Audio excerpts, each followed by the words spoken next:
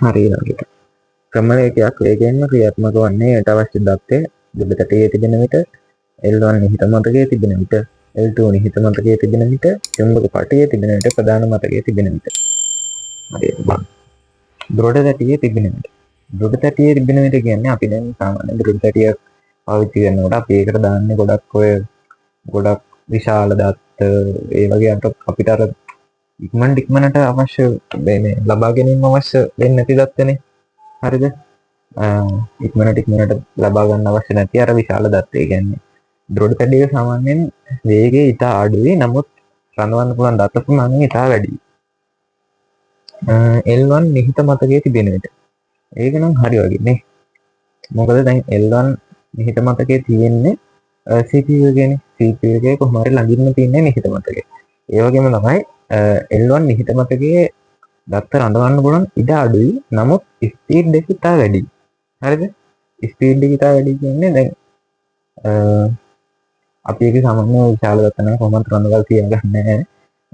කුඩා ඒ කියන්නේ අපි දැන් ක්‍රියාවලිය සිදු කරනකොට ඒකට අවශ්‍ය පොඩි දත් තියෙන්නේ අපිට සටසට ගාලා ඉන්න ඕනේ දත්ත. ඒවා තමයි L1 නිහිත මතකයේ තියෙන්නේ. අපි පොඩ්ඩක් කියලා ඉස්සරහට ගිහින් බලමු.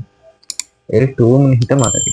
L2 නිහිත මතකයේ L1 එකට සාපේක්ෂව ටිකක් දත්ත එහෙම කරන ස්පීඩ් එක අඩුයි. නමුත් රඳවලා තියාගන්න පුළුවන් දත්ත ප්‍රමාණය වැඩි. හાર્ඩ් එක තරම් වැඩි නෑ. නමුත් දත්ත ප්‍රමාණය වැඩි. ඒ කියන්නේ RAM එකයි L1 නිහිත මතකයයි අතර අර කියන්නේ අපි බෆර් එකක් විදිහට වගේ තමයි L2 නිහිත මතකයේ තියෙන්නේ. හරිද? චුම්බක පටි නම් කතා කරලා වැඩක් නෑ. ඒක දැන් ගොඩක් පරණයි. පරණ මෙමරි ඒ කියන්නේ ගොඩාක් පරණ ඉස්සර කාලේ භාවිත කරපු මෙමරි මතක ප්‍රදේශයෙන්මත් තමයි එතන තියෙන්නේ චුම්බක පටි වල නම්. ඒක ඇත්තටම ස්පීඩ් එක ගොඩක් අඩුයි. ඒක අපිට මෙතන අයින් කරලාම දාන්න පුළුවන්. ප්‍රධාන මතකයේ ගොඩක් වෙලාවට RAM එකනේ.